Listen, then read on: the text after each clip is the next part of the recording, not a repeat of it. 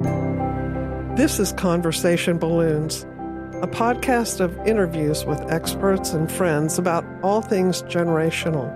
I'm your host, Leah Farish. For this episode, we are talking to Dr. Ilana Horwitz, and she is the Fields Ryan Chair in Contemporary Jewish Life at Tulane University's Stuart and Suzanne Grant Center for the American Jewish Experience. She holds a PhD from Stanford University and studies how religious upbringing, social class, gender, and race influence people along the life course. And she's written an interesting book called God, Grades, and Graduation. Welcome to our little studio, Dr. Horwitz. Thank you for having me. So you are a sociologist of education, right? Yes, of education and religion. That must be just a wonderful daily life. How stimulating and important. Yes, you learn to see the world through a very different set of eyes once you put on your sociological lenses. Oh, yeah. Well, I have represented many young people in religious civil liberties cases as a civil rights litigator. And on page 173 of your book, I noticed the phrase, you said, as this book shows, teenagers who live their life for God do not shed their religious commitments once they pass through the schoolhouse doors, which is virtually a line from Tinker versus Des Moines, which was the school case that established the right of students to express themselves, sometimes violating the dress code even on First Amendment grounds when they're non-disruptive. And so I appreciated your articulation of that principle. And I understand that from listening and reading your book, that you're certainly not advocating somehow saturating the public schools and the public square with religious dogma. Yes. And yet you do recognize the difference there in that quote between separation of church and state and separation of faith and state. And I think that is a commendable level of objectivity that we sometimes don't see in scholarship. Thank you.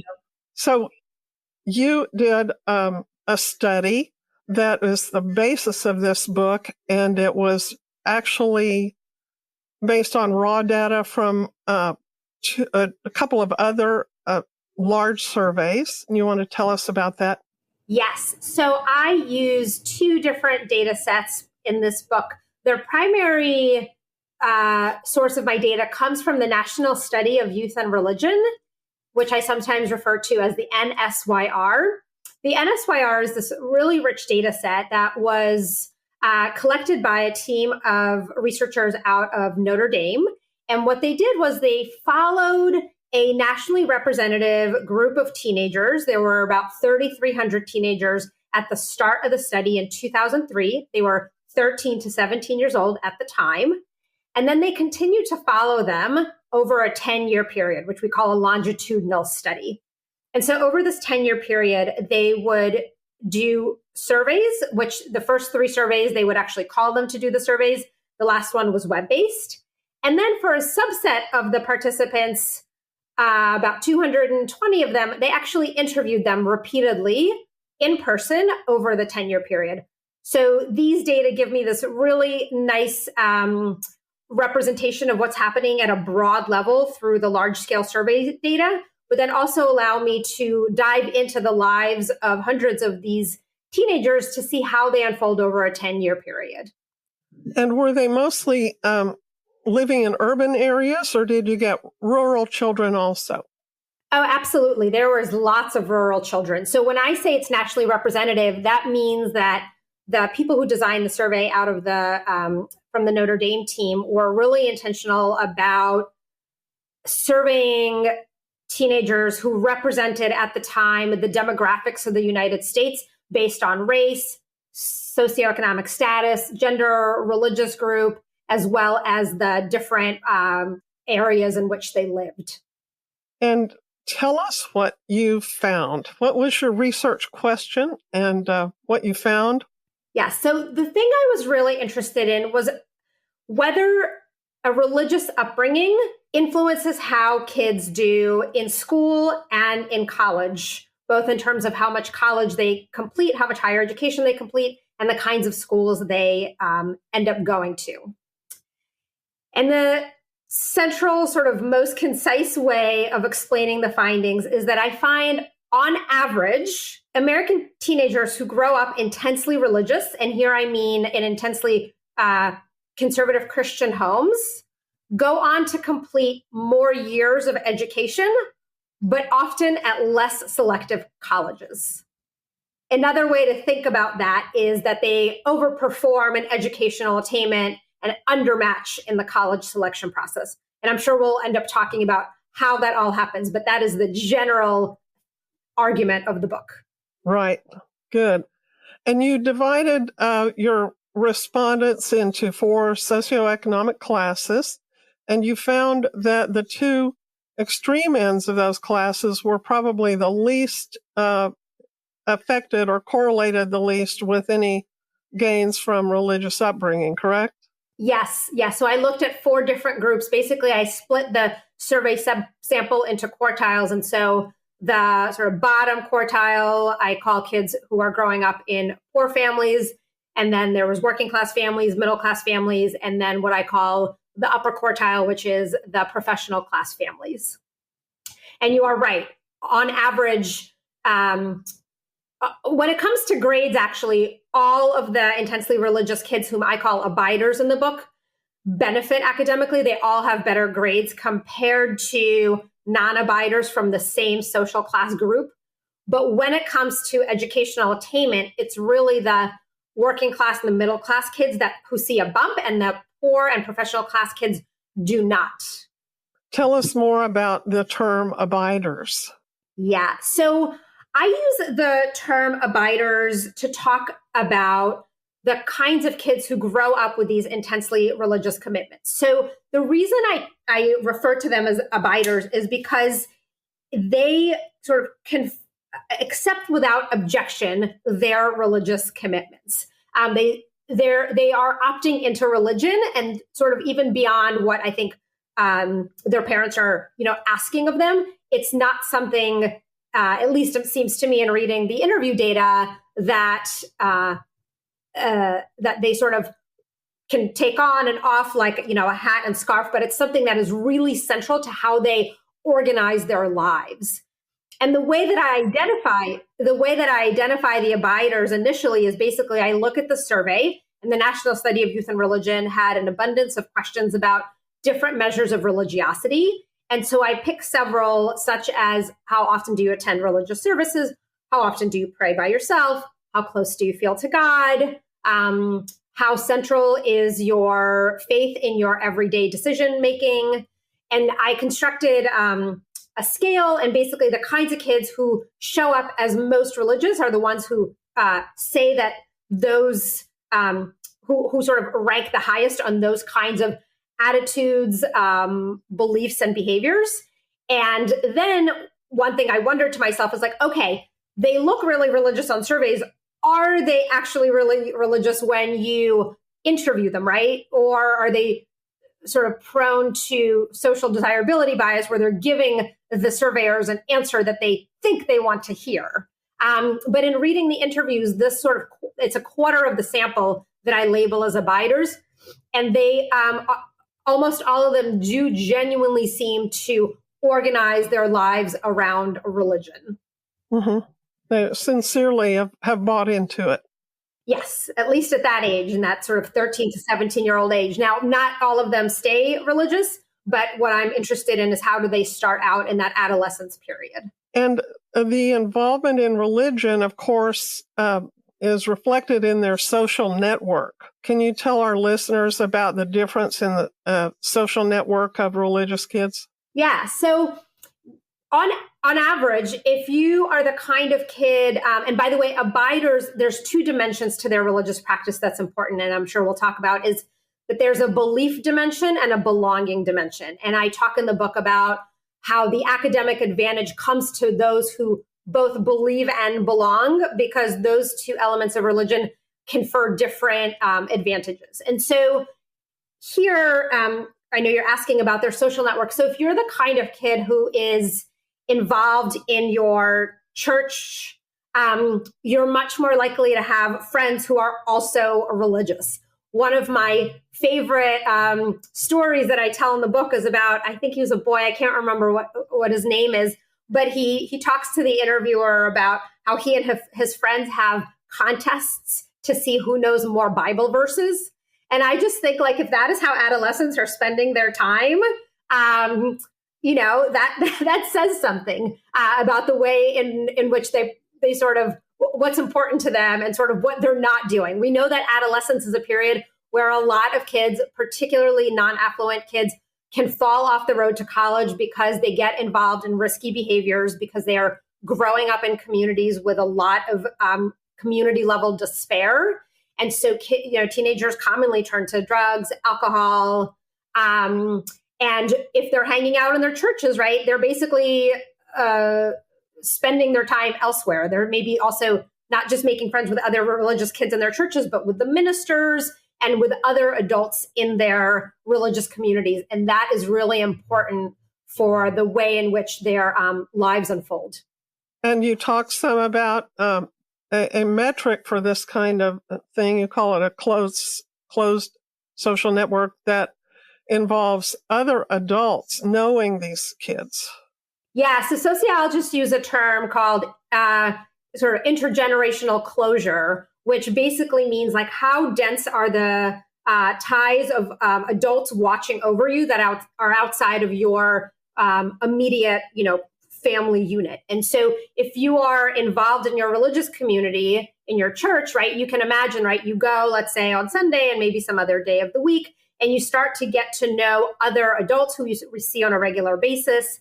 And they essentially create this web of oversight that influences how you as a kid end up navigating your community. So let's say you are off with your friends and you're like about to get into some trouble. Maybe you see someone from your church and you're like, oh, right, I'm not supposed to be out.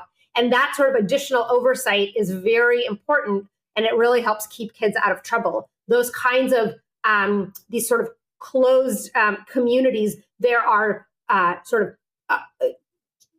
if the flow of trust and reciprocity flows really fluidly through those kinds of networks, and that is really important for youth development. Yes, I love that word trust. I didn't see that a lot in the book, but I love that you're bringing that out, because I think a youngster who trusts that his environment is safe and has order to it will tend to expect and seek order, which is, I've been told, how the brain actually operates. It looks for order and for anomaly and looks for patterns. And that comfort level of trust and being able to trust other adults and be accountable to other adults is a very beautiful thing for intellectual development even. It was interesting to me that these kids, the abiders, do better in a high school environment, an academic environment, even when, because they spend time in church, this belonging element, they spend time, many of them, praying or studying the Bible, they spend time at youth group. All of those time commitments are times when they could be sleeping, they could be studying, they could be involved in extracurricular things that would boost their academic, prestige and record. And yet, even with this time commitment that can be 10 or 12, 15 hours a week for many of them, when they're not doing their schoolwork, they actually do better in school. Yes, that's right. One of the hypotheses I had, one of the questions that I had when I was doing this research was like, oh, well, could religion be actually hindering academic success? Because, as you say, they're doing all this other stuff that could be taking away from their academics. I don't find that. What I do find is that these kids on average do better specifically on the measures of grades and then these college level factors. So why is that? All of those things that you just mentioned, right, when they go to Bible study and all these other commitments that they're doing, what they're actually doing is reinforcing a kind of disposition that is valued in the classroom. And that is the disposition of being really conscientious and very cooperative.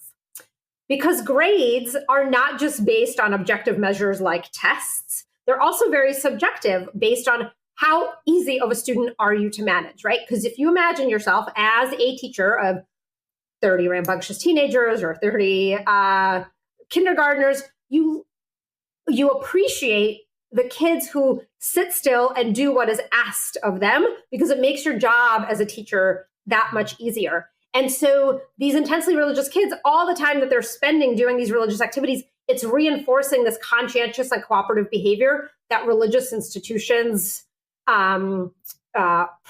And it happens to be that those are dispositions that teachers also really value. And that is what I argue translates into this abider's academic advantage. Right. They're compliant, they're cooperative, they're, having been a classroom teacher and a college level teacher, I get that. Although I have taught in Christian high schools and in a Christian high school and in 2 Christian colleges.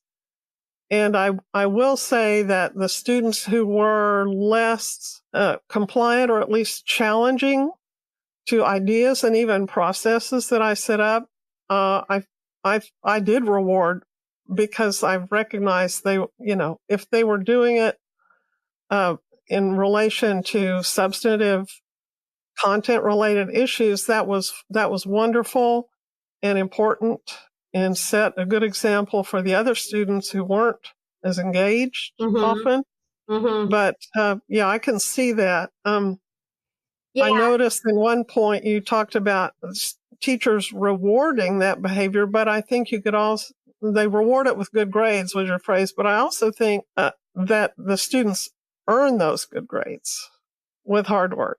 Yeah, there's sociologists of education and education historians have used this idea of the hidden curriculum of schooling, right? You have the overt curriculum, right? We're going to do this unit, this unit, this unit. You'll take this test, this test. But the hidden curriculum really comes down to learning how to navigate the rules, routines, and regulations of what it takes to be a good student in our schools today. And I witnessed this firsthand. I was in my daughter's kindergarten class while I was doing research for this book. I was there as a volunteer. It was before COVID. And we were doing circle time. And it was remarkable to me that for about the hour that I was there, the teacher probably spent a good half of the time trying to get 2 boys who had a lot of energy to sit still. And I thought to myself, oh, right, what my kid is actually learning is not just like what's in the book, but the value of sitting still and being really disciplined. And that's not necessarily something we should be, focusing on, but it is what our schools have come to look like because it makes the teacher's job that much easier. We love to, I think, imagine and sort of think that our schools reward creativity and critical thinking, but that is harder. And so if you were able to do that, kudos to you. But I think on average, that is not the first thing that teachers reward. Right. I can understand that as human nature. You talk in terms of religious restraint as being a sort of a governing principle in the child rearing of these abiders. Describe that. Yeah. So to understand religious restraint, I'll just back up a little bit to explain, actually, to go back to what you asked me originally, which is this idea of like, how does religion seep into the public school domain, right? Despite our the separation of church and state. And the idea that I came into this research with is sociological research that has found that social class really influences how kids do in school because the kinds of professions that parents have, for example, influence how they engage in child rearing, and the kinds of dispositions that kids from the professional class learn from their parents are very different from the kinds of dispositions that kids learn when their parents have more blue collar jobs. And those dispositions translate into the academic environment such that kids from professional class homes learn to advocate for themselves more. They learn to sort of interact with authority in a different way. And so drawing on this idea of the fact that if our social class and our parents' jobs have this long reach where they reach into the schools, I thought, well, how could the child rearing style or child rearing logic in religious homes also influence kids? Because in the sociological literature, sort of the role of religion didn't play into this class-based story. And so I identified this third kind of child rearing style, which I call religious restraint. And I use that term to describe a life in which religious restraint is something that is constantly and consistently reinforced through a child's social environment. It starts with the family. Intensely religious parents follow a very regimented approach. These are homes that are marked by a sense of order. Family time is highly prioritized. Kids learn to follow rules, to obey parents, and to be kind. And this kind of restraint is what gets translated into this academic advantage. What is it that they're restraining? These abiders are kids who are very self-disciplined. They are restraining themselves from acting out in a way, but they're also, I argue, restraining themselves from being open to sort of new experiences. Mm-hmm. I have one kid that sticks with me in the book is a kid who says, he was a kid who got in trouble a lot in sixth grade, and then he sort of turned to religion a bit, and he says, I imagine Jesus sitting next to me, and it makes me want to sit still and be a better person. And there's this real physical act of kids imagining sort of the role of God and God watching them, and it motivates them to be more orderly, to keep their hands to themselves, to not be as argumentative, right? Because they believe that this is what God wants from them. There's a sort of obedience and compliance that they think they will be rewarded for, both in this life and perhaps in the afterlife. Well, I think in a way there's some restraint in terms of openness, but there's also a discipline of listening that these kids develop, which is very valuable, and we all need to maintain. I have theorized a quadrant that I'd like your reaction to. Imagine a quadrant where there, across the top hat, there's someone is watching, no one is watching, and across the vertical, the top and bottom, it's okay, it's not okay. And I thought that someone who believes that someone is watching, either that they're benevolent, wise parents or God watching the unfolding of their lives and keeping them accountable, or, God, and that's okay. Those are these compliant kids that flourish in these certain ways. Someone who believes that God is watching and it's not okay might be what you call the defiant kid.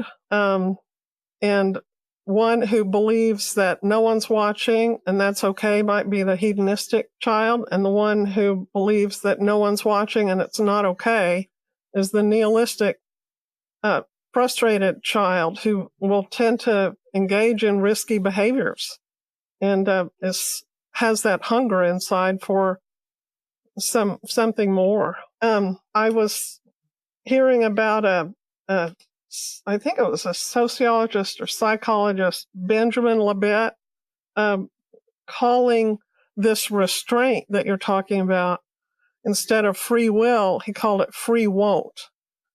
That impulse control that actually leads to greater freedom. The Christians like that verse that says, where the Spirit of the Lord is, there's liberty. So the child has the discipline to actually achieve more and has more options to choose from because they can control their impulses. I thought that was a great phrase, free won't. Before I read your book, I opened it up and wrote in the beginning some questions. I thought, I wonder what she'll say here. I'm going to write it down before I read it. Will she assume that the religious kids are religious due to their parental upbringing, but that atheists are atheists due to innate curiosity? I did enjoy what you wrote about atheist children. You did say that most of them came, I think like 80% did come from atheist homes. And so did you find that the atheist children were cooperative and compliant? I would not use those words to characterize those kids. I talk in one of the chapters, because one of the odd findings is when I looked at when I did the survey analysis and the statistics there, is that the atheist kids, and these are specifically kids who on a survey said, I do not believe in God. And it's important to note that in 2003, this was an incredibly unpopular view in America. Only 3% of adults were willing to go on record to say that. And interestingly, the percentage of teenagers in the National Study of Youth and Religion mirrored that, 3%. And so, and their grades were not any statistically different than these intensely religious kids. And so this was a big puzzle of mine that I thought about a lot. And when I started reading interviews with these atheist kids, they sounded profoundly different than your average teenager on a couple of different levels. So one was that they were not very interested in social conformity. They talked about themselves as kind of being the oddballs out or being interested in things that other kids weren't, and that they were okay with that. They just seemed okay being different. They also were they were the kinds of kids who were reading Nietzsche and Plato and asking the kinds of questions that you just don't hear your average teenager thinking about. And so I talk in the book, my hypothesis is that there are two ways to do well in schools. One is to be extrinsically motivated to please God, which promotes this conscientious and cooperative behavior. The other way is to be intrinsically motivated to pursue knowledge. And I see more evidence of that amongst the atheist kids. Now, it's not because they don't believe in God. It's because they were the kinds of kids who are willing to say that they don't believe in God are already thinking in ways that are different, that we see also reflected in this kind of curiosity. And they're raised not to believe in God. Yeah, I mean, I think no matter what religion you are, the intergenerational transmission is pretty consistent. Kids learn from their parents what their sort of religious dispositions should be. So if you grow up in an evangelical home, odds are you're going to be evangelical. If you grow up in a Jewish home, odds are you're going to stay Jewish, right? There's not a lot of switching. And we do see, it's not uncommon, for example, to be Jewish and atheist.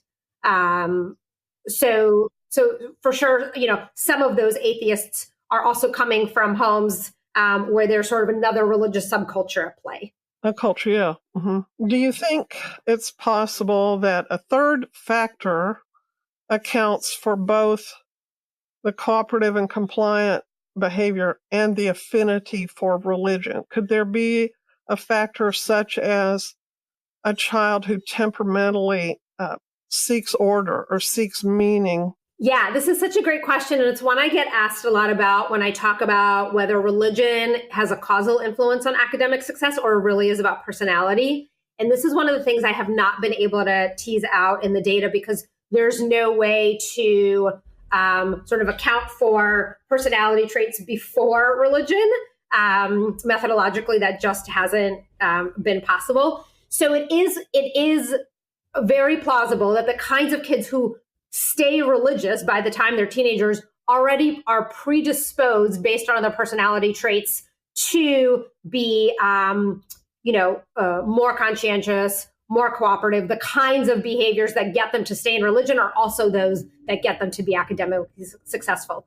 Or it could be that religion is reinforcing those dispositions, and it's not clear exactly how the different causal arrows flow. But other people have pointed to the fact, other studies have been done to show that religious people are, on average, less open to new experiences, more conscientious, more agreeable. It's just not clear which one comes first. I wanted to read you three quick quotes, read to our audience. You don't need to have it read, but to refer to 3 quotes from your book, quotations from interviewees, from respondents in this survey, and talk about one thing I saw in them. These are all abiders. Mm-hmm.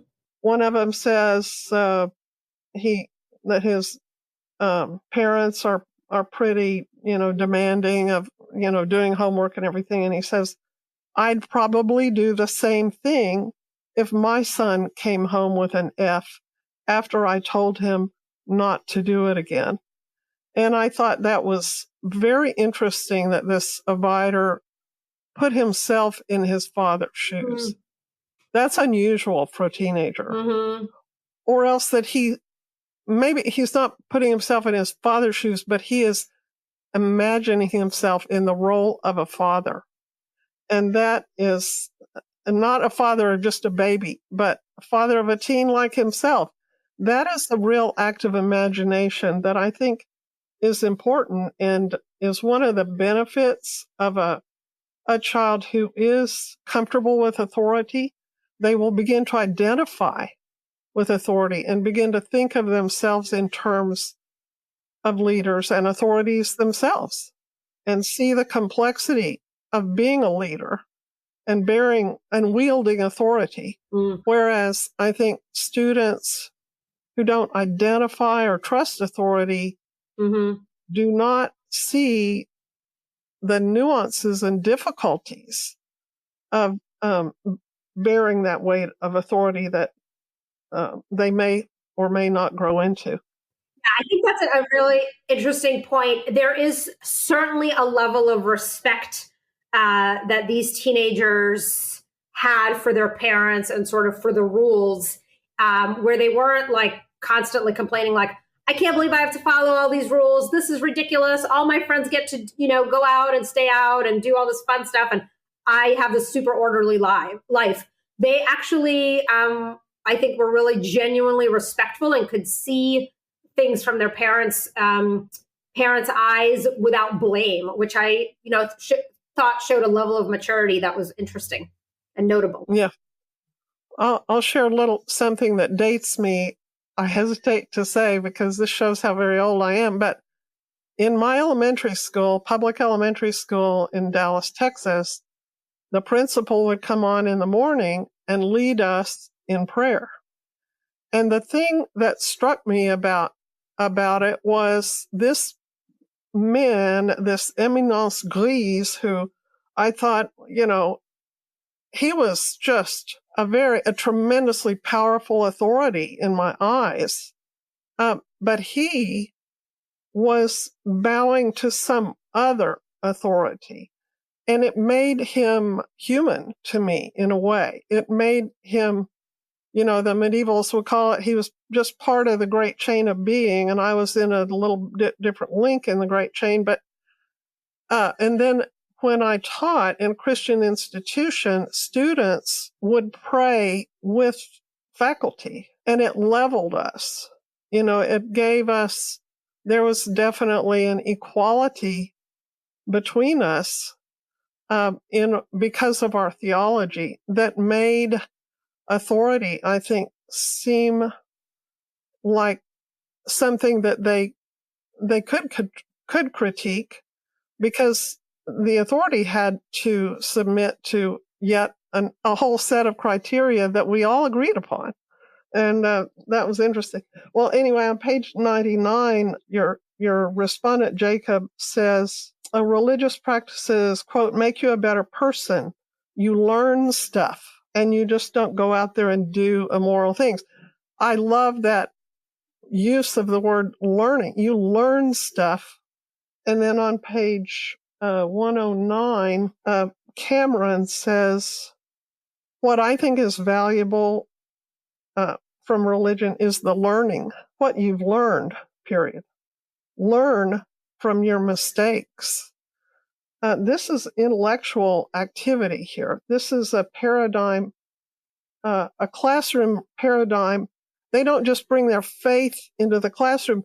They're seeing their religious life as a learning process that, can theoretically go on forever and actually forever to eternity.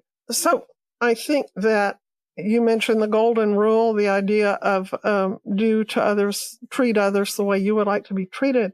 And this is an imaginative act. And I think the imaginative act that is demanded from religious kids, that they be kind, that they be empathetic, that they put themselves in the other's shoes. Jesus says, take the log out of your own eye before you criticize somebody else.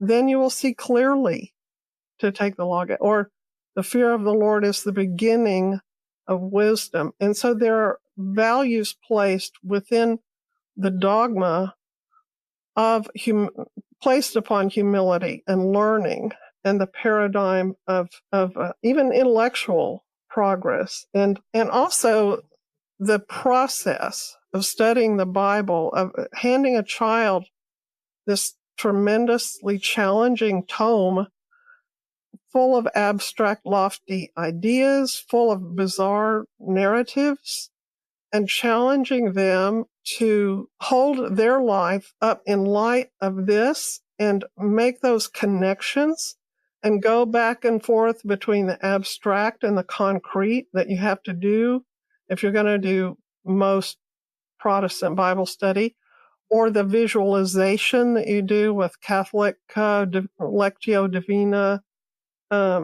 The difference between the deductive kind of Bible study and inductive Bible study, I think those do train the intellect and benefit kids. I remember when I went to law school, I had to engage in a lot of inductive Bible study for years before I got to law school. And I took criminal law, which I'd never been exposed to.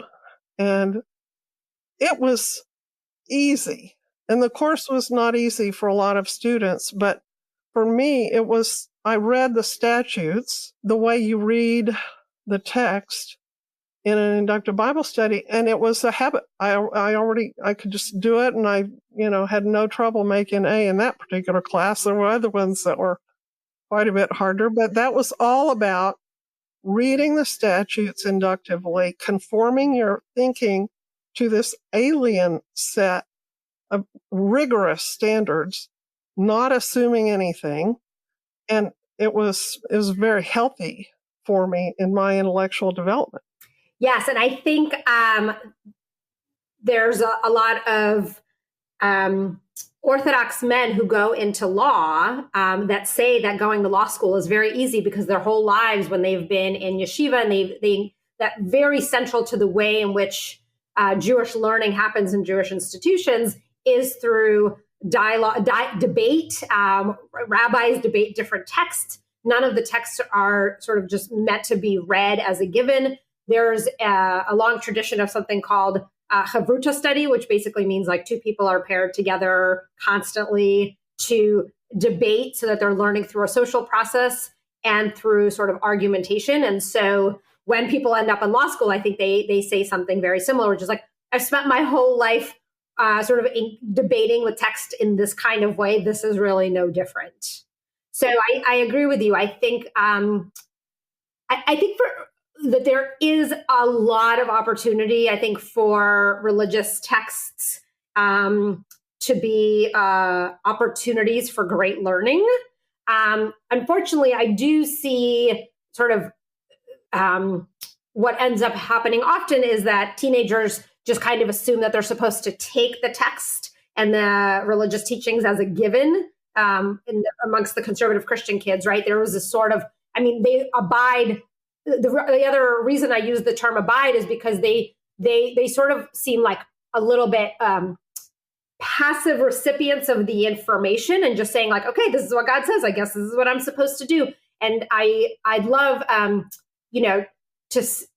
to see more of that active engagement and wrestling with ideas. That's where I think religion can really offer kids opportunities for learning. Sure, yeah. I didn't see Muslim children discussed. Were there any included in the survey? There wasn't enough of a sample size to make any sort of findings about them. Well, someday, yes, we can delve into that. Yes. I wanted to, I submitted you a question about whether you yourself believe in the supernatural at all, and whether you think that costs people anything as scholars if they come out of the closet as believing in anything outside of the naturalistic world. I say very upfront, I think on the first page of my book, that I feel very agnostic about God.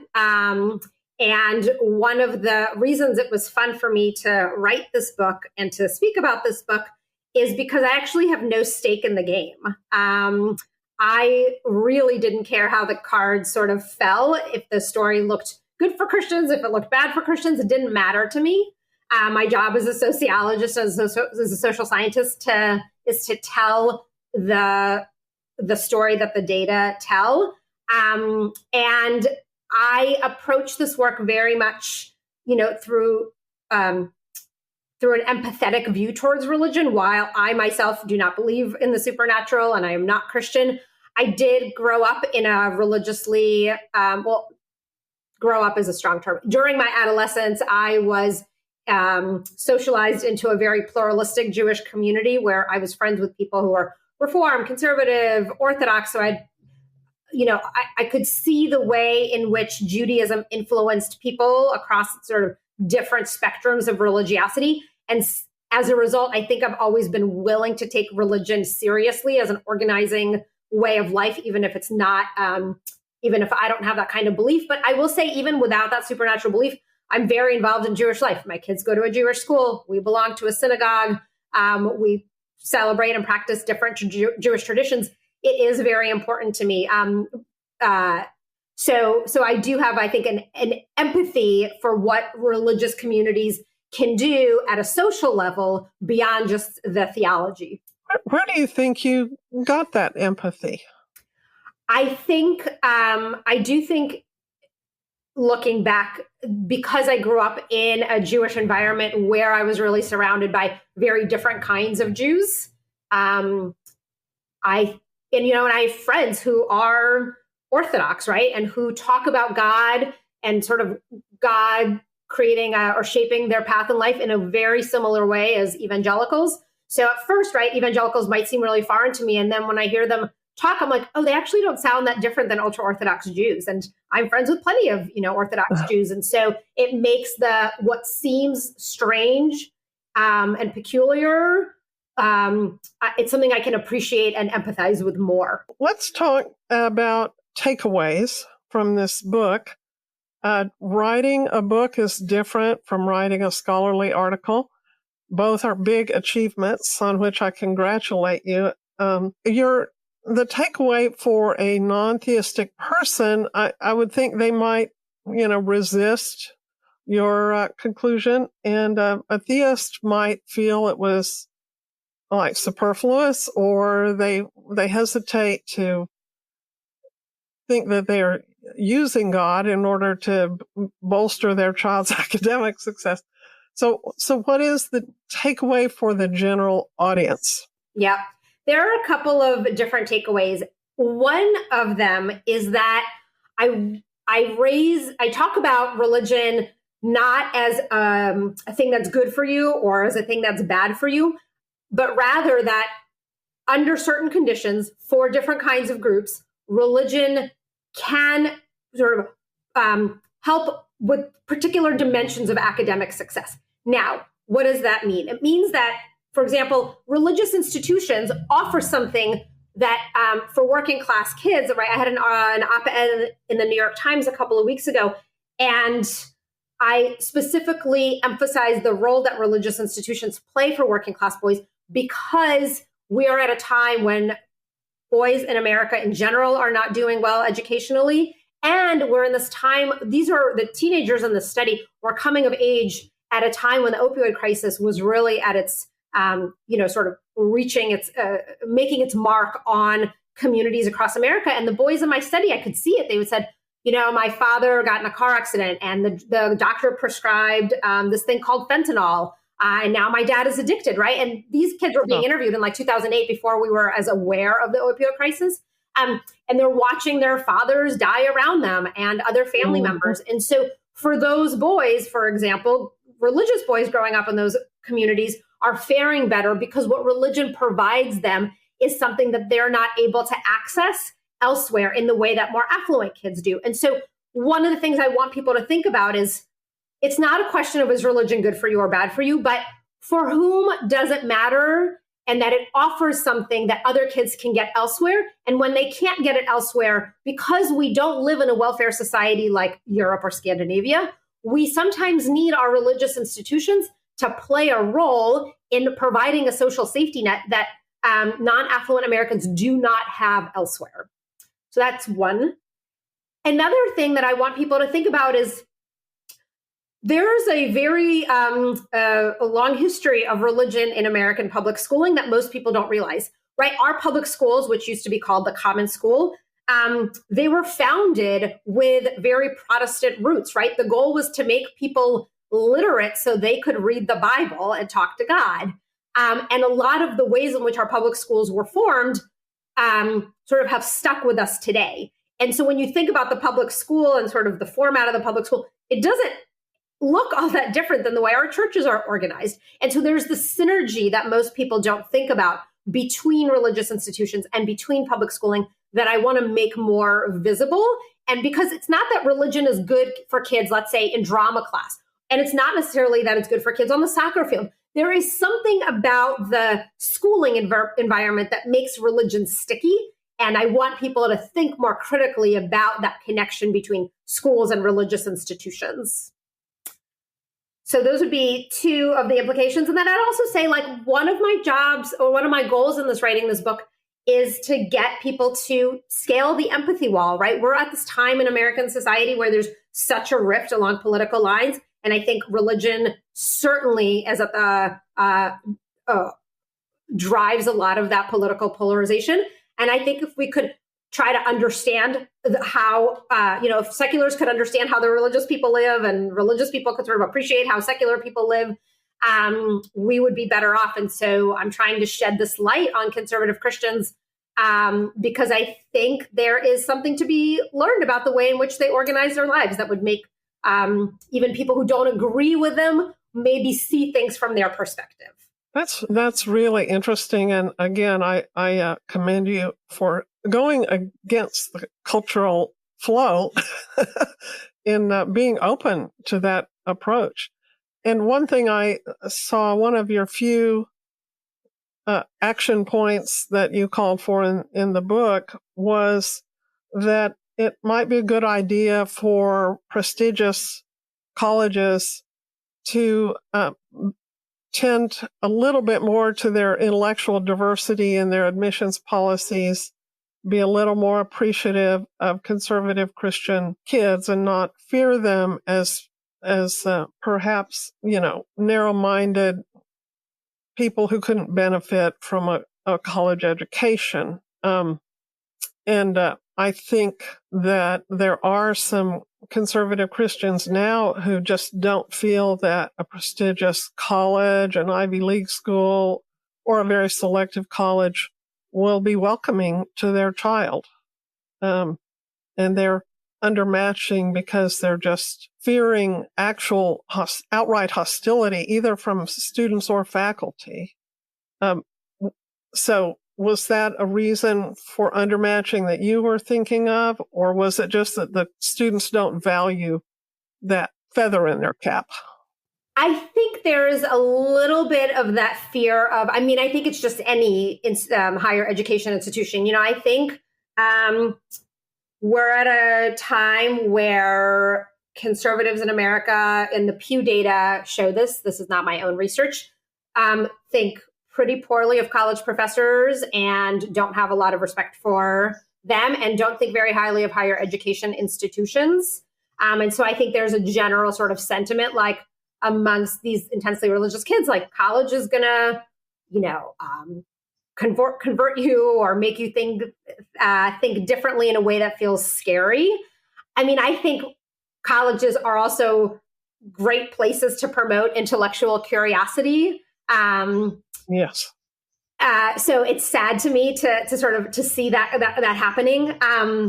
But another reason that the undermatching happens, one is that women in particular tend to prioritize life goals centered around motherhood, altruism, and service to God, and don't feel like they need to go to a selective college in order to accomplish those goals.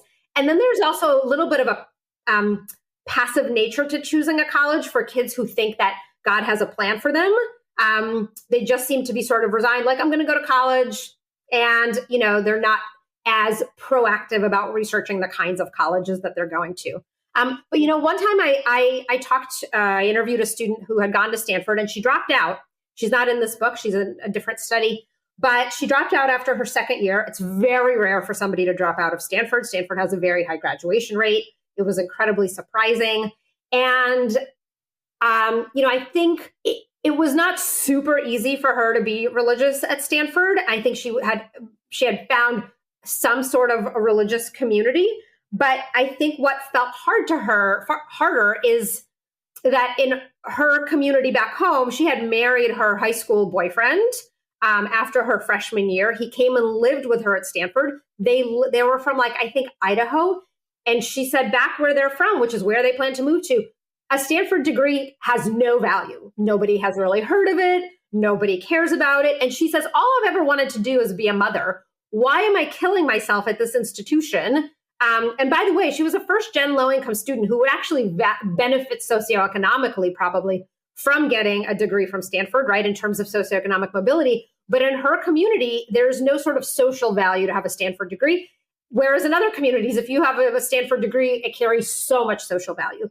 So she's like, I don't want to do this anymore. It's just not going to buy me anything. And so what I want people to think about is, yes, there are a lot of people who make choices about college by sort of thinking about what's going to maximize my ability to get a good job. And for other people, they just have different life goals. And so the way in which they make college choices is very much based on the social milieu in which they inhabit, which may not prioritize anything prestigious. Well, I have another call to action. My husband and I are involved in a local ministry here in Tulsa called Crossover, and it has a boys' school and a girls' school in the underserved part of our city. And the founders of the school looked around at our public school system and noticed that the previous year, our public school district had graduated 18 Black boys who were college ready. Not 18%, 18 out of about, 40,000 students in the district. And they said to themselves, I think we could do that in 1 year. And they started a school. So now they have a wonderful school in that area. And the boys' motto is, I am my brother's keeper.